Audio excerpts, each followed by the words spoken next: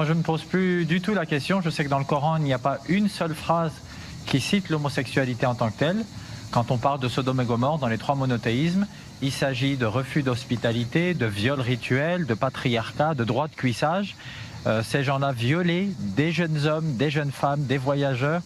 Qu'est-ce que ça a à voir avec l'homosexualité?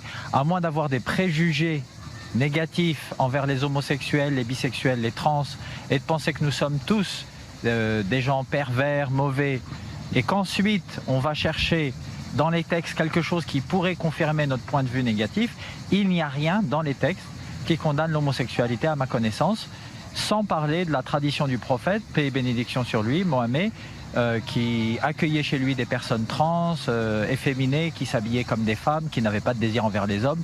Donc selon la tradition, c'est encore plus explicite. La question de la diversité des genres était connue et prise en compte et acceptée par les premiers musulmans.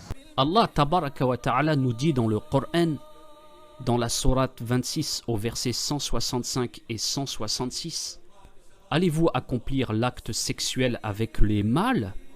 Allez-vous accomplir l'acte sexuel avec les mâles de ce monde? Point d'interrogation. Et vous délaissez les épouses que votre Seigneur a créées pour vous? Point d'interrogation. Vous êtes plutôt un peuple de transgresseurs.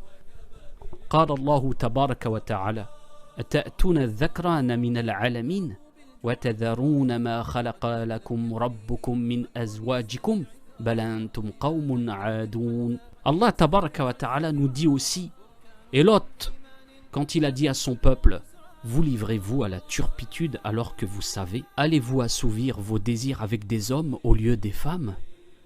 Mais vous êtes plutôt un peuple d'ignorance. Sourate 27, verset 54-55.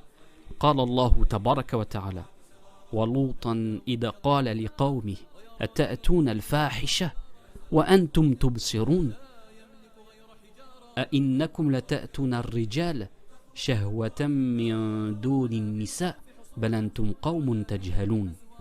Imaginez que Ludovic Mohamed Zaïd nous dit que le Coran ne condamne pas l'homosexualité. Lui, imam, lui, il connaît le Coran? Bien sûr que non. Et nous venons ensemble de citer les versets qui condamnent cette ignominie, cette horreur, cette perversité.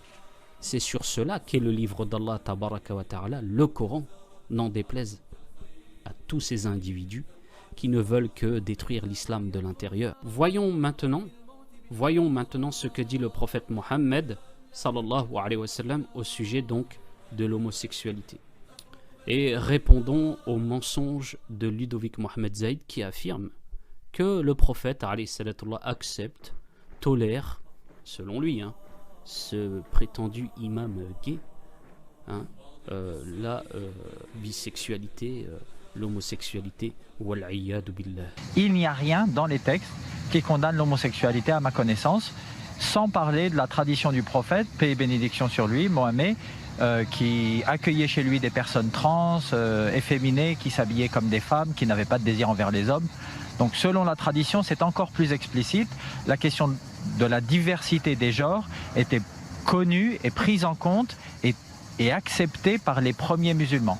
Pour en finir avec les mensonges de Ludovic Mohamed Zaïd au sujet de l'homosexualité et des personnes efféminées que recevait, soi-disant selon Ludovic Mohamed Zaïd, le prophète Mohammed alayhi salatullah chez lui, voilà ce qu'il est rapporté.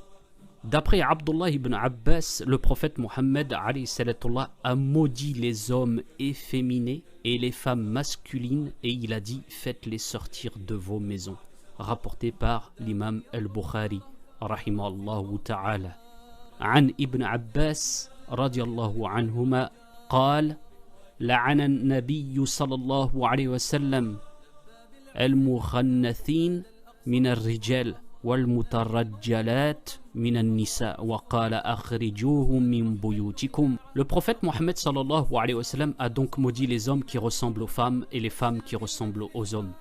On remarque que l'islam interdit aux hommes de s'habiller, de se comporter comme des femmes, et aux femmes de s'habiller et de se comporter comme des hommes. Après avoir évoqué toutes ces réalités, il devient évident que le système qui désire imposer au monde entier ses déviances combattra avec acharnement les valeurs islamiques. Ces gens qui contrôlent une part exagérément disproportionnée de la richesse dans le monde prendront des mesures pour consolider leur position ici et là. La destruction de l'Irak, les guerres contre le terrorisme, les milliards investis dans les films, les séries, etc. ont pour but de propager ces horreurs et au nom de la dite tolérance. Ils avancent petit à petit et il est donc important de conscientiser les musulmans, les musulmanes, de conscientiser le monde musulman contre ces nombreux instruments d'endoctrinement qui ne veulent que vous laver le cerveau et le remplir par ces déviances. Pour conclure, une grande civilisation saine et forte, de ses références, de ses valeurs comme la civilisation islamique est clairement préoccupée par sa survie et donc la propagation de ses valeurs. Voilà pourquoi nous devons nous tous nous protéger contre ces fléaux, contre ces attaques en provenance d'une élite réellement très puissante et aux nombreux moyens. Nous sommes entourés de toutes parts. À nous maintenant de nous défendre mais aussi de contre-attaquer. Sur ce je vous laisse et je vous dis à la prochaine insha'Allah ta'ala. أقول هذا وأستغفر الله لي ولكم إنه هو الغفور الرحيم. السلام عليكم ورحمة الله وبركاته.